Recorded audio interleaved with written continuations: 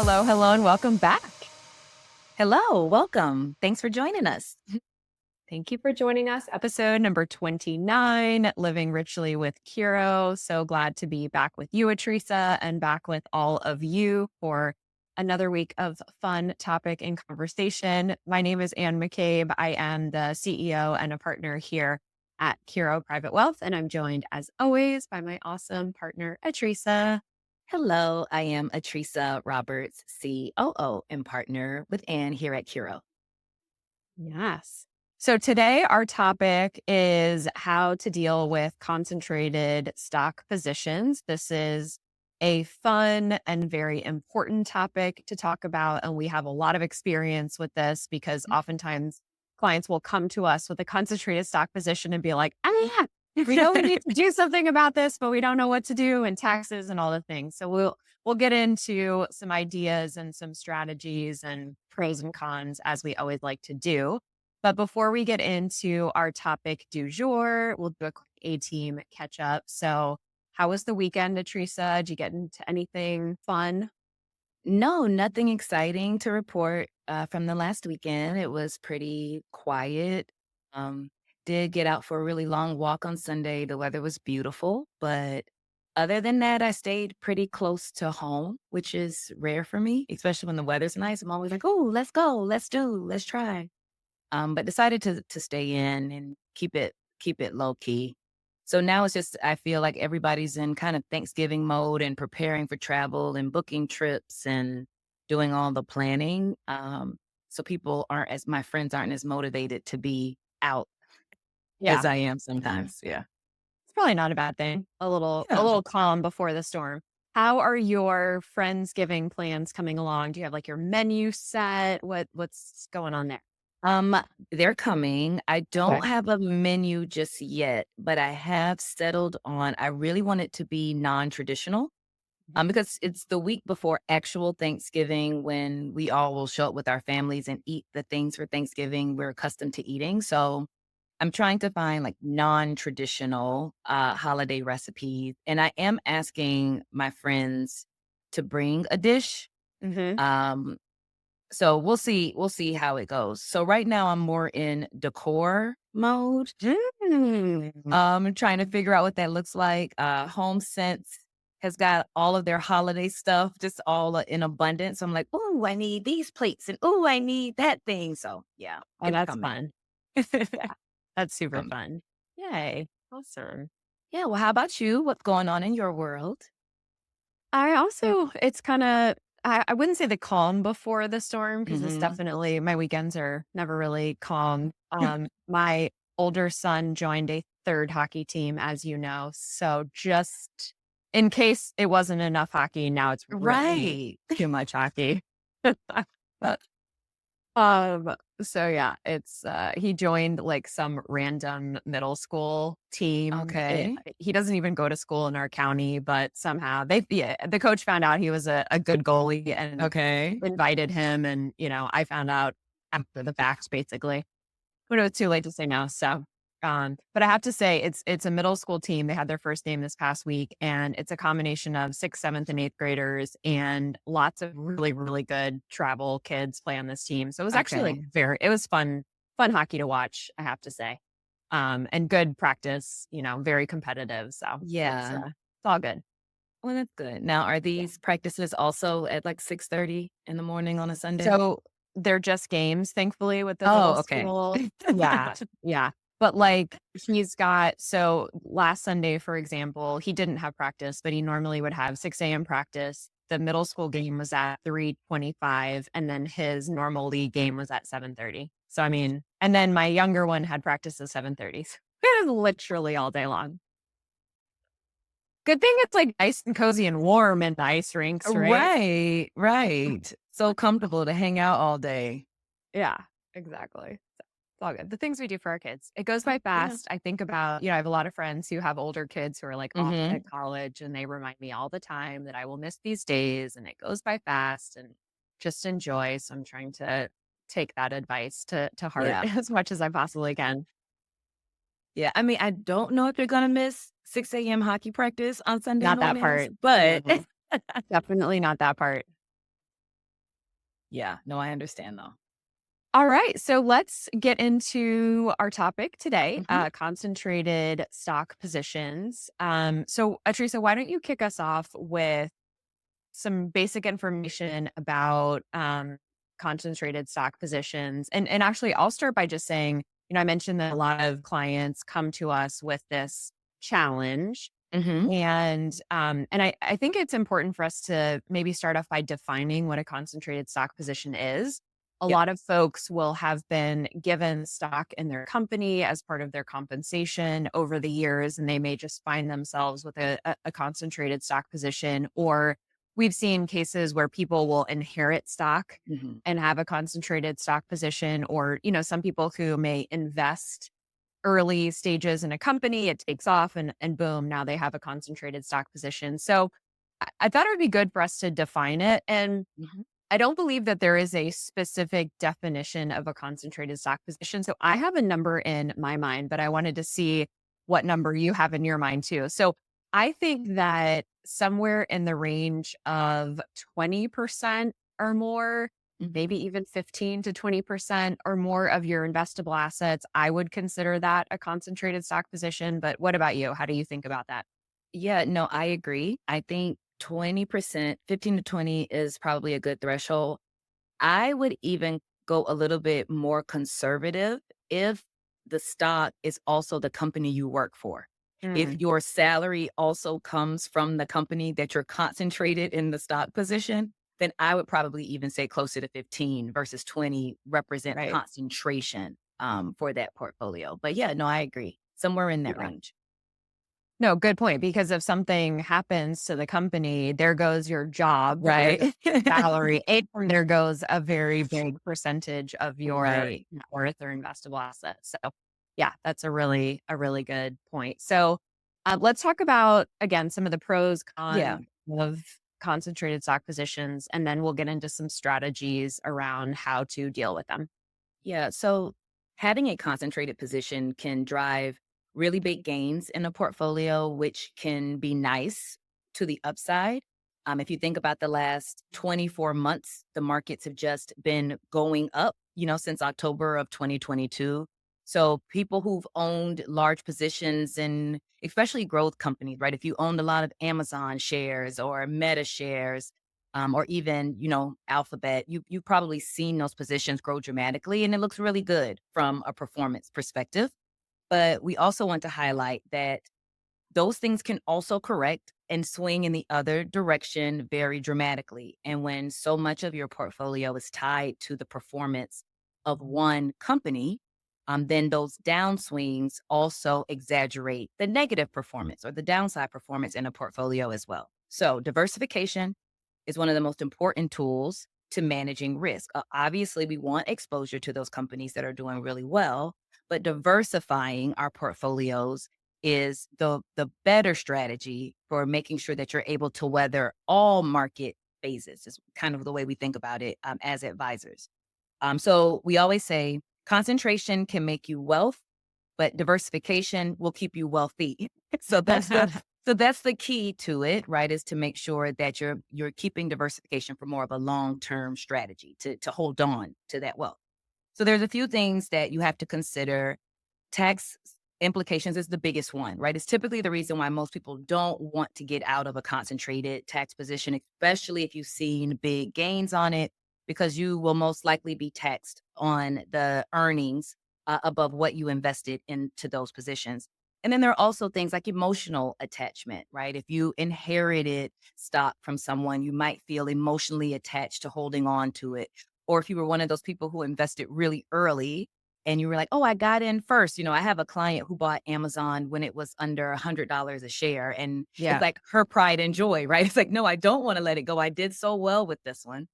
But even though you have those things to consider, concentrated stock positions can be dangerous to a portfolio over the Hmm. long term. So there's a couple strategies we have for how to manage those kind of situations.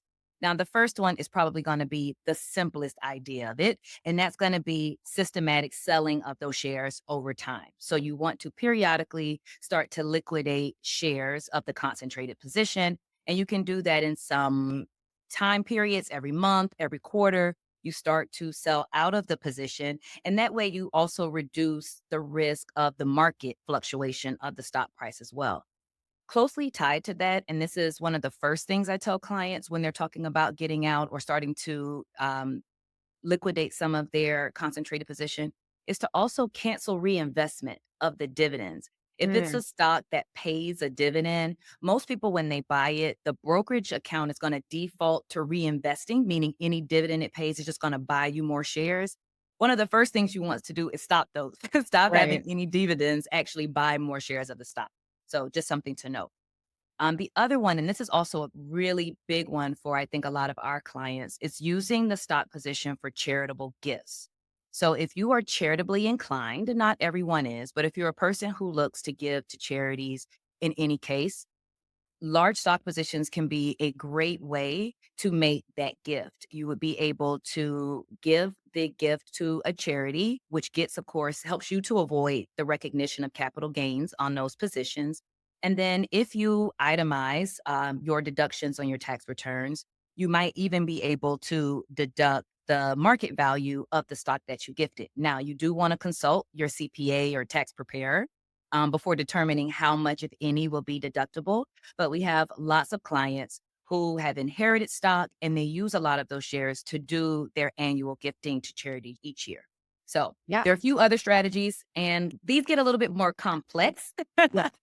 We went in order of like simplest to most complex. But the other mention on the charitable is we did a whole podcast on donor Mhm. advised funds. It was number 23. We will link to that episode in the show notes. But you can either gift the stock directly to the charity or you can gift your stock Right. into a donor advised fund if then you want to systematically gift, over the years or whatnot. So check out that podcast for more information on the donor advised fund. But the next option is what is called an exchange fund. And this may be something that folks have never heard of. I've actually talked to multiple CPAs over the course of my career who are not familiar that this exists. But Right. the way to think about an exchange fund is it's a pool of a bunch of investors that are like you with other concentrated stock positions and they get pooled together. Think of it almost as like creating a mutual fund of concentrated stock positions. So maybe you have a concentrated stock in Amazon. I'll use your client's example. And then someone else has a concentrated position in Apple, and someone else has a concentrated position in Raytheon or Northrop Grumman, right? So all of these stocks come together into this pool. The benefit being pretty obvious that immediately you get diversification. So you put your Right. stock into this exchange fund, and then you get shares of the broader exchange fund. So immediately you get the diversification benefit, which is huge. Now, a comment on the tax, you do not your cost basis in your investment does not change. So this exchange fund strategy is not for purposes of, you know, getting rid of the capital gain. You will have the same tax basis that you had in your initial investment, but again, it will give you the benefit of diversification. Now, these can get pretty complicated. There are lots of rules. I'll just go over a few of the key rules. Number one, you do have to be an accredited investor. The minimums for these exchange funds are usually somewhere around $1 million of Mhm. stock going into the fund. And then there is a lockup period as well because you get such a big diversification benefit. There's usually a lockup period of somewhere between 7 to 10 years. So if you're interested in learning more about those exchange funds, reach out to us because again, they can get pretty complicated, but we did want to mention that as a great option. And we have used those with clients and they've worked out really well. The next one I'm going to go over extremely briefly because this could get really into the weeds pretty quickly, but you can use options as a hedge when you've got a concentrated stock position. The benefit of this is twofold. Number one, you can generate some income if you're selling options on your stock. And number two, it does give you some downside protection. So Mhm. again, not going to talk any more about options on this podcast. Reach out to us if you're interested in, Right. in talking more about that. But we did want to mention that as an option.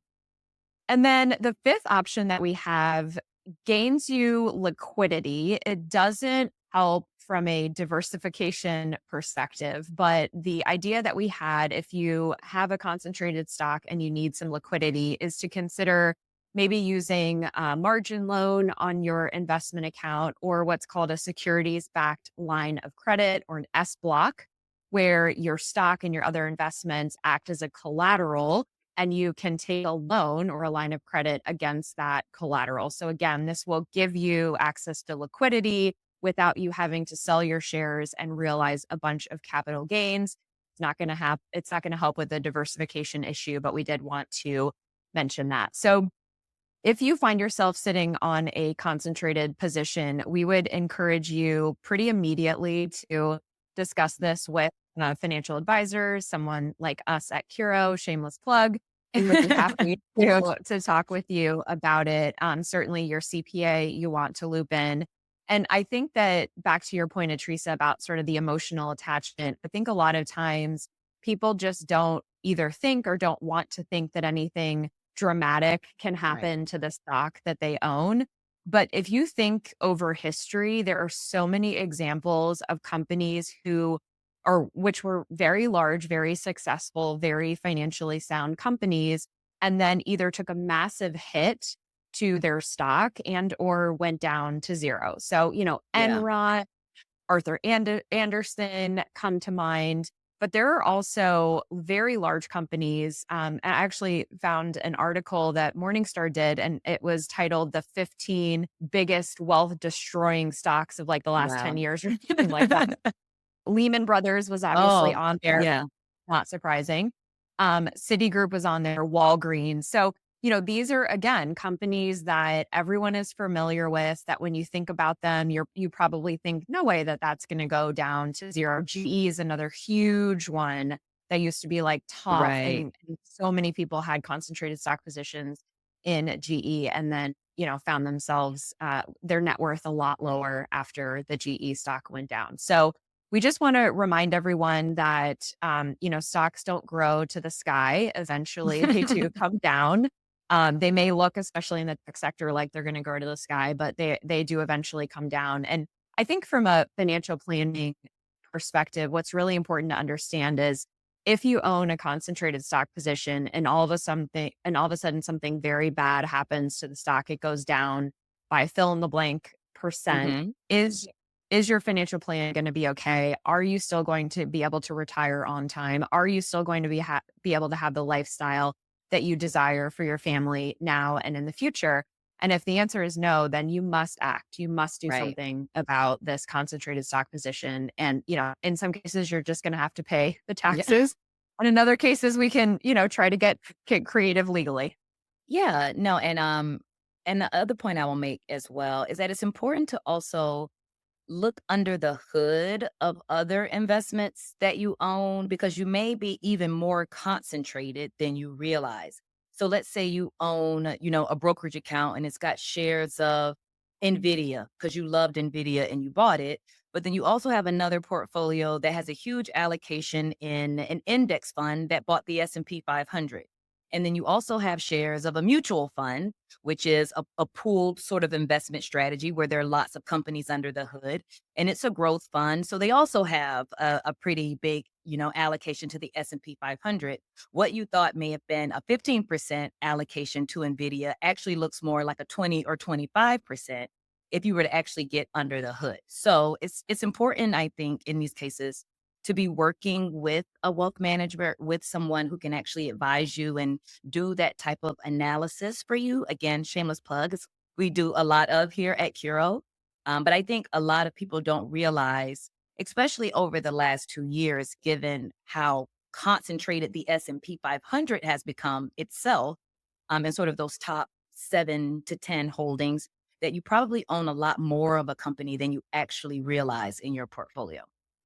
Yeah, absolutely. And I think the other thing too is, we in the industry, there's always this disclosure that goes at the bottom of any sort of investment account or proposal that we're talking about that says, past performance is not Hmm. indicative of future returns. And we kind of mock it a little bit in the industry, make fun of it. But I think for purposes of this conversation, it's actually super applicable and really important to remember that just because a stock has done well in the past does not mean that it will necessarily do well over the next 5, 10, 15, 20 years. It may not. And again, it's an assessment of what kind of level of risk do you want to take, especially if you're getting close to a work optional lifestyle Yes. and you don't want to have to be forced to work longer than you want or to have to, push off retirement. These are the sorts of risks that you want to be really careful about and, go into eyes wide open. Yeah. And I mean, as advisors, we have so many conversations where clients are concerned with the taxes and never want to pay the taxes. But we have to remember that capital gains are a good thing, right? It's why you invest it. You wanted to buy it when it was lowered so that you could sell it when it was higher. And just the nature of what we do as investors means that sometimes you're going to have to recognize the gains. Sometimes you want to take those gains off the table. Now, we do what we can as planners to mitigate the tax implications for you as much as we possibly can. But as a former colleague used to say, you can't let the tax tail wag the dog. Yeah. So Yeah. So just true. remember that. Exactly. Yeah, Yeah. You want to make the smart investment decisions first and foremost. And yes, we right. want to be sensitive to taxes, but most importantly, we want to make smart investing decisions. Absolutely. All right. So that wraps us for the topic today. If you have any questions, please feel free to reach out. Again, we were keeping this conversation super high level from Hmm. a podcast perspective, but we're happy to talk about any sort of individual situations that you find yourselves in and brainstorm with you about how to handle a concentrated stock position if you have one. So, time for our closing thought of the day. What do you have for us as a closing thought, Teresa? Yeah, mine is a little, I guess, a little simple today, but it's really, I've been thinking a lot about just conflict resolution and how I'm learning that being able to address and resolve conflict is a sign of maturity. I think Mhm. that there are a lot of times when we are bothered by something that someone said or did, even in our friends and family, and we never actually address it with them. You know, the word confrontation has such a negative connotation when sometimes that's what it needs, right? It needs you to confront the issue or the problem and talk through it and figure a way to resolution. So again, as I get older and, not just in age, but in wisdom, right? And getting wiser and wanting to be better and do things better, I realize how much of a skill being able to address and resolve conflict with people are. So I've been challenging myself to learn how to do it in a way that's diplomatic, right? In a way that you Mhm. really talk to people to get to the heart of the thing. So that's my thought. And I would encourage you to think about the way you handle conflict when things come up. Are you a person who internalizes and never says anything and sort of allows it to fester inside? Or are you a person who explodes, all over everyone when you're rattled a little? And just figure out how you could best hone your conflict resolution skills. It's something that I'm trying to be better about in my old lady age, in my old lady Yeah. era. Right, we're not old ladies. I take offense to that comment. I love that. I think conflict can actually make a relationship stronger Yeah. also and more authentic once you get to the Hmm. other side of the conflict. Like if you have relationships or friendships with people and you don't feel like you can bring an issue up to them, I think that that just means an inauthentic and probably Yes. superficial sort of relationship. So I know in my own experience, when I've gone through conflict in a relationship or in a friendship, I feel like by the end of getting through that conflict, we are stronger, we're Yeah. more secure in our bond. And it always kind of ends up being, I think, a really positive thing for the relationship. Yeah, absolutely. And I mean, you and I, as partners, I don't know that we've experienced conflict. We get No. along kind of scarily well. But what I do appreciate about our relationship is that we can be honest with one another. We can give each other feedback, right? We can be critical of not each other, but just of situations, right? And we work together and we talk through it and we help each other try to figure out the solution to it. Yeah. And to your point, I just think it builds stronger relationships with people when you feel like, I know I can go to this person, express this issue that I'm having. They're going to hear me, they're going to receive it, and they're going to be open to us working our way through it. I think it's a sign of healthy relationship and of maturity. Yeah, absolutely. Both the person who is bringing the conflict to the table, but also the other person Right. having the confidence of knowing, like, I know that there's not something festering out there because I know Right. he is going to tell me if something's wrong. Right? Like Right. sometimes you just wonder what people because you're like, oh well, they don't like conflict or they don't like confrontation or they're not going to tell me what they're really thinking or feeling. But I never have that fear with us because we both Yeah. know that if there's something bothering us, we will let the person We will let know. the other one know. And we're grateful to the other one for bringing the things up. Absolutely. So, yeah, Absolutely. I love that. Yeah. I love that. All right. So what's on your mind? What do you have to share? I know there's a mic drop moment ahead of us. No, There no, always is. no. Definitely no mic drops today.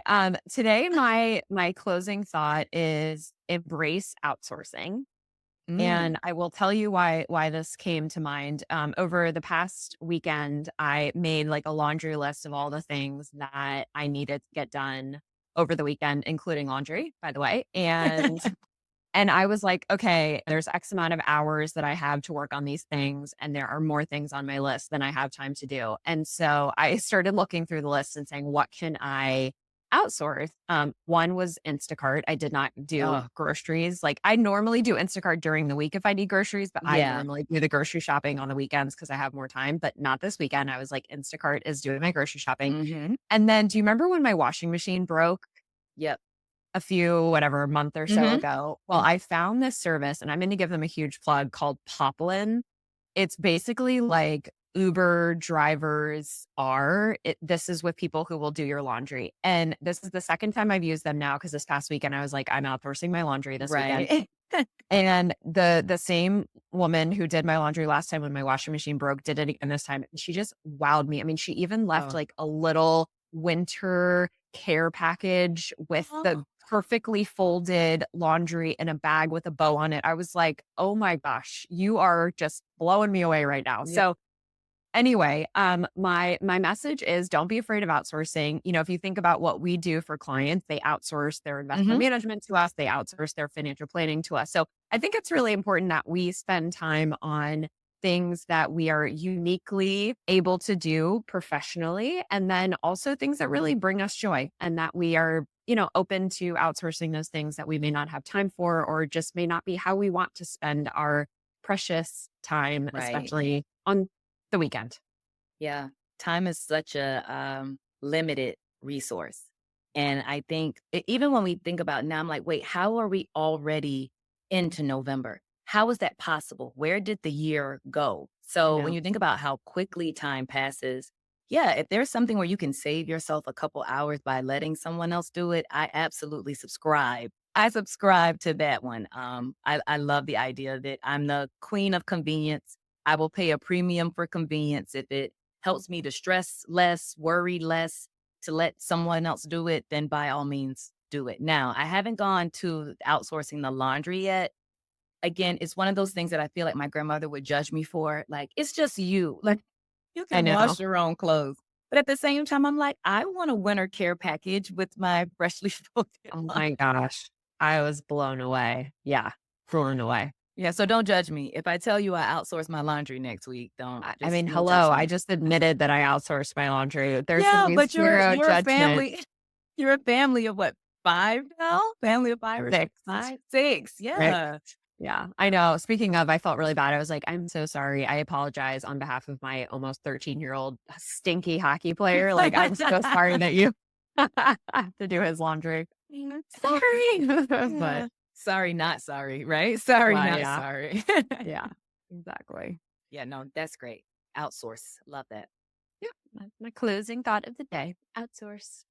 All right. Well, thank you all so much for joining us again for another episode of Living Richly with Curo. Please make sure to send in your questions to podcast at curoprivatewealth.com. If we Yes, we wanna hear answer, from you. we do. If we answer one of your questions on the podcast, we will send you a $10 Amazon gift card as a thank you. So send those questions in. Please make sure to give us a review, a 5-star rating, and share this episode with one of your colleagues at work. Mhm. That's what we're going to say this week. Yeah, And we look forward to seeing you again or hearing you. Are you hearing us again yeah. next week? Until then, Teresa. Live richly.